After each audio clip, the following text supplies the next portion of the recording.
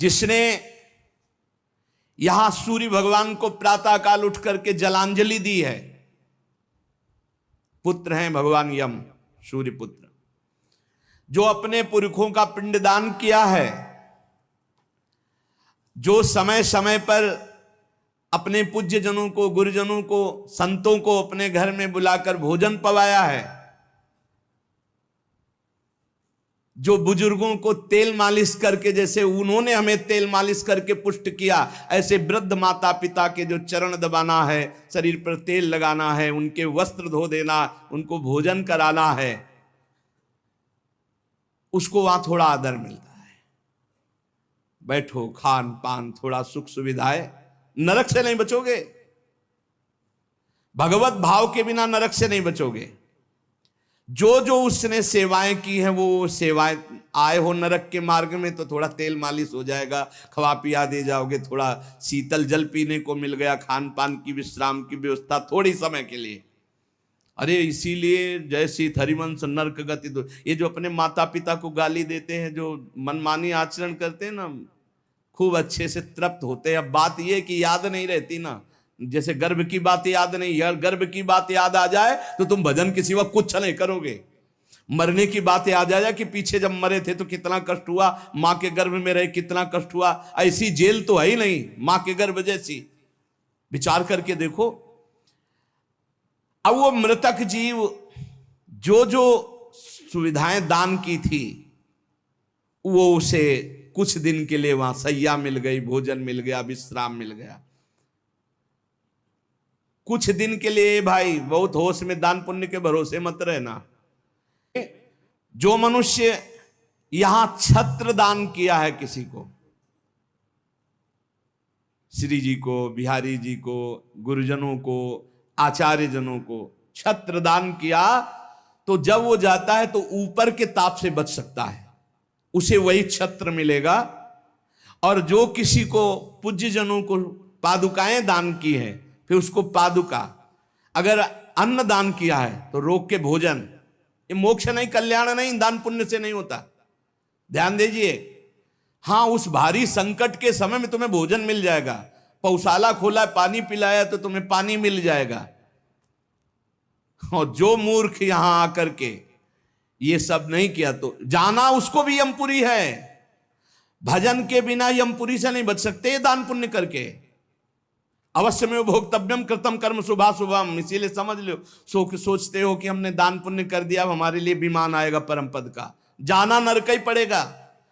बारी मथे घृत होए बरु सिकताते बरु तेल, बिनु हरि भजन न भवतरी या सिद्धांत पेल। भजन के बिना नहीं, इसलिए कह राधा राधा राधा। अब इस प्रकार की यात्रा, अनेक प्रकार से कष्ट भोगता हुआ पाप पीड़ित जीव धर्मराज के नगर में पहुंचा। अब वहां सेकंड के कम हिस्से में हिसाब हो जाता है। ऐसा थोड़ा क्या नाम है, कहां से लाए हो, क्या क्या किया, ऐसा नहीं, एक सेकंड के कम हिस्से में बहुत लाइन लगी हुआ। यम यातना के शरीर में भारी कष्ट भोगता हुआ जीव, दाह का अनुभव करता हुआ, कांपता हुआ, भयंकर वेदना से युक्त सामने खड़ा हुआ, देखते ही निर्णय हो गया। अब वहां से उसको उसके कर्म के अनुसार नरकों में ले जाया जाता है। अब जब वो पुण्य खत्म हुआ उनका, तो यमदूत उनको साथ लेकर गए। 12 दिन तक उसको पुण्यों के भोग का अवसर मिलता, तभी तक 13वीं तक कहते हैं जीव को नरक की गति नहीं दी जाती। 12 दिन तक उसको होगा कोई विश्रामालय, उसमें रखा जाता है। 12 दिन तक जो पुण्य सुकृत हुए उनको भोग लो, अभी आराम कर लो, नरक आए हो, अब नरक में प्रवेश होगा 13 के बाद। तभी कहा जाता है जल्दी जल्दी 12-13 दिन खूब पुण्य कर लो, उसको दान करो आत्मा को, तो उसकी उन्नति हो जाएगी। कोई ये झूठी बातें नहीं है। और राधा नाम बोल दिया एक बार तो इसके बराबर कौन सा पुण्य होगा। यमराज के खाते में पुण्य वाला है ही नहीं ऐसा जितना राधा। अरे जाना ही नहीं पड़ेगा भैया, राधा नाम जिसकी जिह्वा से निकला, अनुल्लिख्यानंतानपि तदपराधान मधुपति। इसीलिए तो गरज कर कहते हैं, अब जिनको नरक भोगना है वो नहीं सुनेंगे भगवान नाम महिमा, भगवान नाम जप नहीं करेंगे। 12 दिन के बाद 12 दिन तक वो अपने घर के वालों के दिए हुए पुण्य आदि जो उसको भोगता है। फिर जब पिंडदान हो जाता है 13वीं, तब तत्र यद बांधवस्तोयम प्रयच्छन्ति तिलैः सह यच्च पिंडम प्रयच्छन्ति नियमानस्तदनुते तैलाभ्यांगो बांधवानां अंग संवाहनम चयत तेन चाप्याप्यते जंतुर यच्चास्नन्ति सुबांधवाः। जब शरीर छूटता है उस समय से बहुत होश में रहो, सब कुछ मिलेगा उसको। जीवात्मा जो छाती के पास बैठ के ले नाक बहा रहे हैं, आंस बहा रहे हैं, यही पीने को मिलेगा उसको। बहुत होश में राधा राधा, कम जिंदगी में वो नहीं जपा तो तुम तो कीर्तन कर ले, वो मिलेगा फल उसको। 12-13 दिन का ऐसा हिसाब रखा जाता है कि बांधोजन परिवार के लेकिन भजन नहीं करेंगे, रोना धोना। मृत्यु से 12 दिन बीतने के पश्चात यमपुरी को खींच कर ले जाया जाता है उस जीव को। अरे यमपुरी भैया हुआ जैसे जेल पहुंचे, कोई थप्पड़ लग रहा है, कोई डंडा लग, वो देखे कि प्राण छूट जाते कि हमारे ये दुर्दशा। मरना नहीं खास बात है, यमराज की यमपुरी को देखते ही प्राण सूख गए। कोई काटा जा रहा है, कोई कोल्हू में पेरा जा रहा है, कोई पकौड़े की तरह तला जा रहा है, हाहाकार मचा। मरना किसी को है नहीं। मृत्यु काल ये सब वहां नजर आ रहे हैं। मूर्तिमान मृत्यु, मूर्तिमान काल जो यमपुरी में दंड हो रहा है। काजल की राशि के समान, जैसे काजल के पहाड़ ऐसे यमदूत हैं कि ऐसे पचका दे तो भैया, ऐसे नींबू जैसे नहीं निचोड़ा जाता, ऐसे निचोड़ दिए, फिर छोड़ दिए, फिर वो जी गया, फिर निचोड़ दिए। अब बोले 10,000 वर्ष तक यही करना है उसको, अब 10,000 वर्ष तक वो ऐसे करता रहे। क्या दुर्दशा। तभी हरिवंश महाप्रभु कहते हैं, रस सिद्धांत का वर्णन जब करते हैं तो कहते हैं, जैसी हरिवंश नरक गति दुर्भरी, बहुत कठिन है नरक की गति। तभी कहते हैं नरक जाओगे होश में रहो, तो मतलब सबसे बड़ा दंड नरक का। लोग कहते हैं कि कहां नरक स्वर्ग है, किसने देखा है? तुम देख लोगे। ऐसे आचरण रख रहे हो जो संतों की अवहेलना कर रहे हो, शास्त्र की अवहेलना करे, भगवान को अवहेलना कर रहे हो, अपने आप देख लोगे पर बताने नहीं आओगे। बस खास बात ये है। और भौहें कैसी? टेढ़ी भौहें, काजल के समान काले, और विकराल मुख, लंबी दाढ़ें, कुरूप, आवाज भीषण भयंकर, और रोम ऐसे जैसे बंबूल के कांटे कि अगर ऐसे कर दे तो पूरा शरीर छेद जाए, ऐसे दूत। विशाल भुजाएं, पुष्ट भुजाएं, और सब यम दंड यम पास लिए हुए, बड़े भयंकर। दुर्गंध आती शरीर से, जीव देख के घबराता है, उनके हाथों में फंसा हुआ। अब जो यहां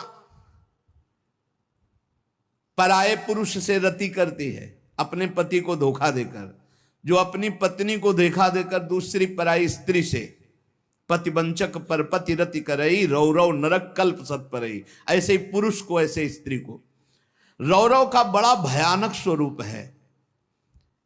रौरव नरक की लंबाई चौड़ाई 2000 योजन है। 1 योजन 4 कोश और 1 कोश 3 किलोमीटर, 2000 योजन कितना हुआ? 4 दूनी 8, 8000 कोश। 2000 का 4 तो 8000 हुआ, और 8 त्रिक 24,000 किलोमीटर का है। 24,000 किलोमीटर का, और गड्ढा रूप है जिसकी बहुत गहराई है। यह नरक बड़ा दुखदाई है।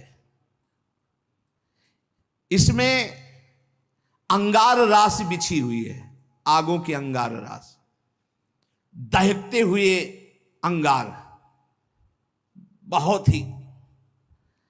अब जो स्त्रियां पराये पुरुष से, तो वैसे ही सैया अंगार की और तपता हुआ आग का पुरुष। अब भैया वहां जो पुरुष पराई स्त्री से, ये लिव इन रिलेशन, ये गर्लफ्रेंड, तुम्हारा इंतजार हो रहा है, रौरव में नंबर लिख गया है। तस्मात् शास्त्रम प्रमाणम ते, पशुवत आचरण नहीं। इसीलिए भारत भूमि में जन्म होना शास्त्रों में महानता का वर्णन किया गया, क्योंकि धर्म का पूर्ण यहां पालन करने वाले जन होते हैं। जो नहीं करते उनके लिए व्यवस्था है। अब उसके भीतर यमराज के दूत उस पापी जीवात्मा को, अब वहां स्त्री पुरुष तो है नहीं, वो तो शरीर पहले ही छूट गया। अब यातना देह, वो जेल की वर्दी, यातना देह नरक की वर्दी, धधकती आग में वो जल रहा है, चीख रहा है, पग पग पर भुन भुन कर गिर रहा है, न मूर्छा न मरण, रात दिन चीखता रहता है, जलता रहता है। दौड़ना है 28,000 किलोमीटर, बस उसी में दौड़, आनंद लीजिए। कितने दिन? बोले सहस्त्रों वर्ष, 1-2 वर्ष नहीं, सहस्त्रों वर्ष। ऐसे पापियों की शुद्धि नरक में की जाती है। फिर जब वहां से निकलते हैं तो कीड़े मकोड़े, पतंगे, हिंसक जीव, मच्छर, वृक्ष, ऐसी योनियों को प्राप्त होते हैं पापी जीव। या मनुष्य योनि में आए, पाप बहुत नष्ट हो गए वहां, तो यहां कुबड़ा नाटा, बड़े घृणित शरीर वाले, जो अवशिष्ट पाप बचते हैं थोड़े। आप कहोगे नरक भोगने के बाद भी अवशिष्ट बचे कि हाँ, जैसे यहां किसी को सजा दी जाती, 20 साल की सजा, 1 लाख रुपया जुर्माना। अरे जब जेल ही दे दी तो जुर्माना का? बोले नहीं, जुर्माना है। तो जो जुर्माना हुआ उसका ये दंड है मृत्यु लोक में, समझ लो। जैसे लोग प्रश्न कर देते, हमें समझ में नहीं आता, जब नरक भोग लिया तो फिर यहां क्यों भोगना पड़ता है? तो तुम्हारी समझ में नहीं आता, जब 20 साल की सजा दे दी, 1 लाख जुर्माना रख दिया, वो जुर्माना ये मनुष्य से भजन कर ले हो, नहीं तुम्हारी दलीलें काम नहीं आएंगी। इस प्रकार पाप करने वाले जीवों को विविध प्रकार के नरकों में पिताजी कष्ट दिया जाता है। सुमति महाराज कह रहे, जब यहां से कोई पुण्यात्मा पुरुष गति करता है तो वो पुण्य लोकों को ले जाया जाता है। उसके साथ गंधर्व लोग गीत गाते हुए चलते हैं, आगे आगे अप्सराएं नृत्य करती हैं, और वो विमान पर बैठा आभूषणों से सुसज्जित, समय समय पर मीठा जल, ये सब सुविधाएं भोगता हुआ स्वर्ग जाता है। और वहां अपने पुण्य के अनुसार अप्सरा, विमान, महल, सब सुविधाएं प्राप्त करता है। पर वहां भी जलता रहता है, क्योंकि उसके दिमाग में एक माला पहनाई जाती है उसके शरीर में। उसको बता दिया जाता है, जिस दिन ये माला कुम्हला गई, यहाँ खोपड़ी के बल से नीचे फेंक दिए जाओगे, मृत्यु लोके विसंति। अब वो रोज माला देखकर जलता रहता है कि ये माला कभी, और जहां कुम्हलाना शुरू हुई तो भयंकर पीड़ा, ये सब छूट जाएगा। अप्सरा, महल, बड़ी सुख सुविधा में आसक्ति, और वो सब छूट जाएगी। अच्छा, ये दुख, और दूसरा एक दुख बगल में दूसरी अप्सरा वाला निकला विमान, जो उससे कई गुना सुंदर, कई, अब वो जल रहा है, उसको शांति नहीं। तब लगी कुशल न जीव कहूं, सपने हूं मन विश्राम, जब लगी भजत न राम कहूं, शोक धाम तज काम। पिताजी, जो मनुष्य यहां वीर्य को नष्ट करता है, बर्बाद करता है, उसमें जीवात्मा होती है। ये बहुत ध्यान देने, इनको इनाम में महारौरव नरक मिलता है, परिणाम में महारौरव नरक। ये जो अष्टमैथुनों का प्रयोग करके बिना शास्त्र मर्यादा के वीर्य को बर्बाद करते, जैसे शास्त्र मर्यादा है संतानोत्पत्ति के लिए, गृहस्थ मासिक धर्म के बाद, पवित्रता होने के बाद, भगवत चिंतन करते हुए, भगवान की सृष्टि पूर्वक जो आराधना का भाव रख करके संतान उत्पन्न, बस उतने के लिए शास्त्र आज्ञा करता है। नहीं, मानव जीवन बहुत ही सावधानी के लिए, वीर में ये सब हम आप जैसे प्रकट हुए, ऐसे जीवात्मा विराजमान है, उसको यथास्थान ना समर्पित करके और नष्ट कर देना, या फिर संतान नष्ट कर देना, या बहुत तरह से जो ये है, महारौरव नरक की प्राप्ति होती है। नारकी घोर दुखदाई नरकों में ये जब जीव गिराए जाते हैं तो इनको पहले पता होता कि मेरे इस पाप का दंड मिल रहा है, मैंने जो पाप किया है, बहुत ध्यान देने की बात है।